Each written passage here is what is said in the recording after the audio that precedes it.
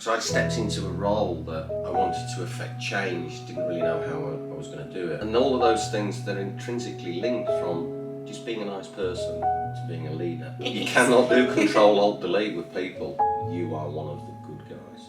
Hang on a minute, is this video for the 3rd channel? Yeah. Not even the 2nd channel? No. Alright, goodbye.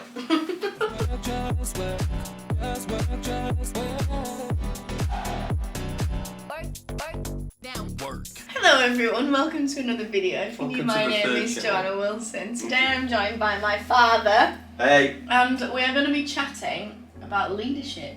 Will you please introduce yourself to the audience? I can do. So, hello, welcome 3rd channel people, who by the way are my most favourite people. So my name's Neil Wilson, I'm Joanna's father, and generally an all-round great bloke.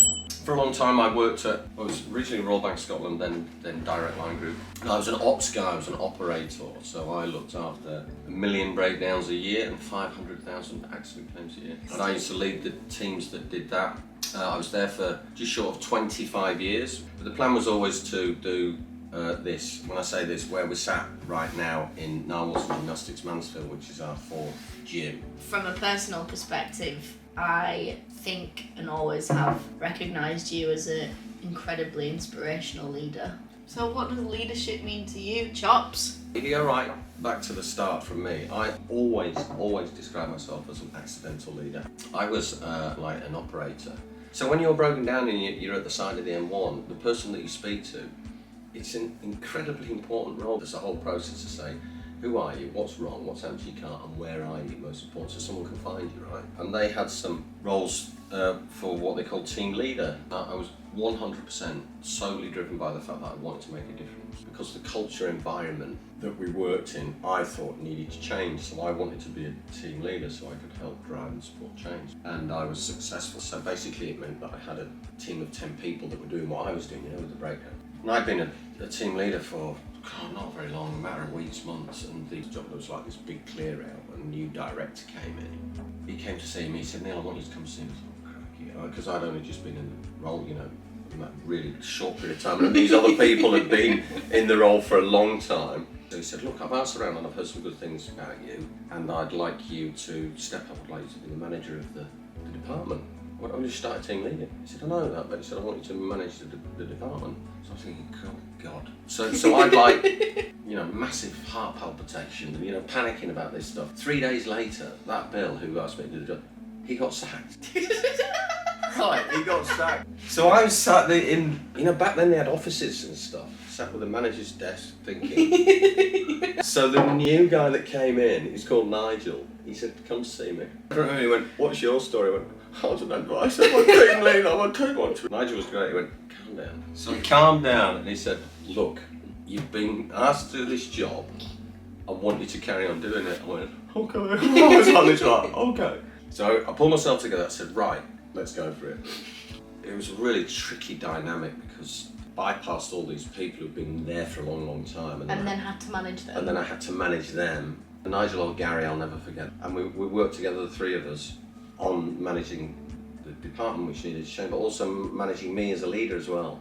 So I stepped into a role that I wanted to affect change, didn't really know how I was going to do it, and then all of a sudden I'm in a really senior role at a very early stage. I wanted to lead in a different way. And loads of people can reel them off, can't they? Think about words that you would describe a leader as: engaging, communicating, driven, passionate. The most important thing is you've got leader in the title, so you've got responsibility to people, haven't you? So you've got to be understanding. We talk about this in a different dynamic as well. What are all the things, a list of things that just make a really nice person? Inspirational, passionate, communicating, engaging, understanding. And all of those things, they're intrinsically linked from just being a nice person to being a leader. What overarches all of that is, do you want to, and can you? Have you got the right attributes? Do you need to understand your own personality profile to be able to say, yeah, I want to lead? One of the nicest things that was ever said to me when I left, when I finished, I was putting up 500 people. She just said, I'm going to miss you, Neil. She just put in inverted brackets, you are one of the good guys. And that comment to me really meant a lot. To describe somebody, say, if you think about a big corporate, you're one of the good guys. So that's how I became a leader. And what was your personal journey within leadership? It was really hard, it was really tricky. It was about me getting through my own personal insecurities of my capability, but me really, really understanding where my development lied. I needed to get better at communicating and understanding, and also listening.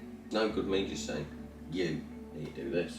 If you have a really engaged, proper conversation where you are listening, at the end of the conversation, more times than not, it'll be you that says, right, what are we doing today? You know, because we have a relationship where we're connected and you believe, I care about you, so you want to work for me because you think I'm interested in you. Any kind of thing that I do, you know, from personality profile, they'll just say I'm a snowplow. You know, snowplow, just like I'm a red. We've got to go there. That's where we're all going. You have to develop from a strategic perspective and strategic thinking. It has to be in your kit bag, you know, it has to be in your armoury. You've got to understand strategy and where you're going. Biggest things for great leaders is they're storytellers, right, aren't they? Yeah. And part of the telling the story is so that people believe in why we're going there. Why we're going there, I don't want to go there. Right, let me just tell you what's going to do and what's going to deliver your personal development. What an amazing opportunity. And then people say, oh, I'm going to go there then. The whole thing, remember, we are the heroes of our story. I'm telling you a bit of my story now. We are the heroes of our story. Have you made a mistake as a leader? That was the video. You know, one of the biggest mistakes I made, and I made it a few times, is me believing that people can be in leadership roles and be in more senior roles when they didn't believe it themselves. But I believed it so much I put them in the role and then set them up to fail. And then can't understand it why they can't deliver within that role. I think that relates to what we sort of say based on patterns versus potential, doesn't it? We often make decisions based on the potential that we see in somebody rather than the patterns in what they actually do day to day in their lives. We know how great we think someone can be and want someone to be, but unless that person believes and wants that for themselves, we're literally setting them up to fail. But what I was thinking about there while you were talking as well is being a leader is like anything else. It's like being a sports person. It's like, I don't know, doing YouTube. It's like, if you want to be really good at it, what do you have to keep doing? You have to keep practicing, don't you? Yeah. And you have to keep learning. In order to produce good YouTube videos, you have to keep doing YouTube videos, right? In order to be a great golfer, you have to keep playing golf. So in order to be a great leader, you have to be involved in leadership. Sat here doing this video and chatting to you, I feel like I've been out of it now for quite a long time. The version of you slightly changes to match up with your journey. You have to keep practicing being a leader, you have to keep learning, you have to keep growing, you have to keep reading. You have to work on it. Yeah. You have to keep working on yourself and developing yourself and understanding where that development is so that you can align your development to it. Oh. Desire, belief, determination. We talk about it with the kids all the time, don't we? What does your journey with leadership look like now? I'm loving what I'm doing now. I was actually thinking about this and chatting to you about the other night. I'd love in some way to, if I can, and people are interested, is to do, mentorship. And that mentorship would be, I'm talking about within our own business, would be from a combination of 30 years experience plus the I2I development program, which is to help people kind of drive towards whatever their goals and objectives are with help from me. I think it's changed from 30 years ago. There's almost this expectation that you will be put in a role. To a certain extent, people think, right, that's it, box ticked. Yeah. I was still learning when I left Direct Line Group, 28 years later. Mm-hmm. I'm still learning now and still growing it, but it's that being able to hold the mirror up to yourself and say, look, well, what are you going to do to learn and grow and develop and inspire if you're in that leadership role? What are you going to do with yourself? I think that's the interesting dynamic with our business now, is that everybody's growing and developing at the same time. So like, you went into a business as a operator, and the operator became a team leader, the team leader became a manager, the manager became a senior manager, and then the senior manager became a director. And that's like you'd have the occasional changes of the way that things look and the way that things happen, but that's the way that it works. But we've got this business that's got like this team, and as well as going that way, it's going that way as well. So we don't actually know what the next year looks like. Most gymnastics clubs have a person really passionate about gymnasts, probably an ex-gymnast themselves, thinks, right, gets really driven to open their own gymnastics club. They open their own gymnastics club and they develop a pyramid that's got them at the top of it with an amazing gym and 700-800 kids and squad programs and blah, blah, blah. And there are hundreds and hundreds of these clubs around the country. Let's just say from a leadership perspective, what this video's about, it's pretty narrow. There's not really many places you go. And just to reiterate, that's not a criticism. They run brilliant clubs. They run great gymnastics clubs. And we're all for the sport, aren't we? Participation. Yeah. So Niall Wilson Gymnastics, under the Changing the Game banner, it has already changed it. We've got 4 clubs that run by different people. There's a team underneath. And that team has hierarchy in it, with roles in it, where there are opportunities for people to move into roles across club and then beyond. So when we have 8 clubs, which we will, then the roles get bigger. But from a career perspective, we've got oodles of opportunities. Talk about a wealth of knowledge and experience and tools and tactics to help support your development. You know, if you remember when we go again back at the start, great leaders are inspirational, engaging, communicative. Also great people, aren't they? So we know if that person is a great person and a great leader, the business is great, isn't it? And the people that are underneath them, we love it. I'm part of this team that are amazing.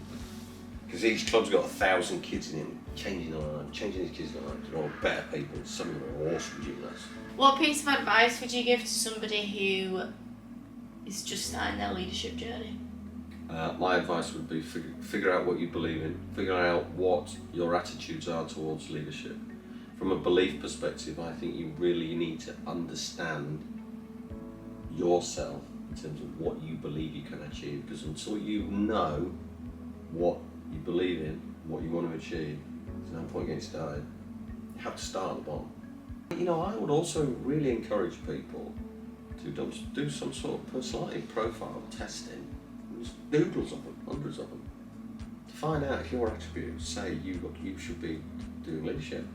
So understand whether you've got the right attributes, understand what your belief system is in terms of how far you can take it, what your attitude towards it is, and then if you've ticked all them 3 boxes, you say, look, go for it, man. Just go for it.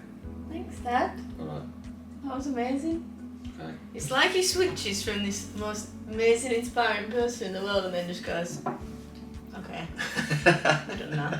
Right, well, thank you guys so much for watching this video. Thank you, Dan. Yeah, you're I'm sure welcome. people will take oodles. Oodles. From Is that a new word? Conversation, Oodles. that's the word of the day.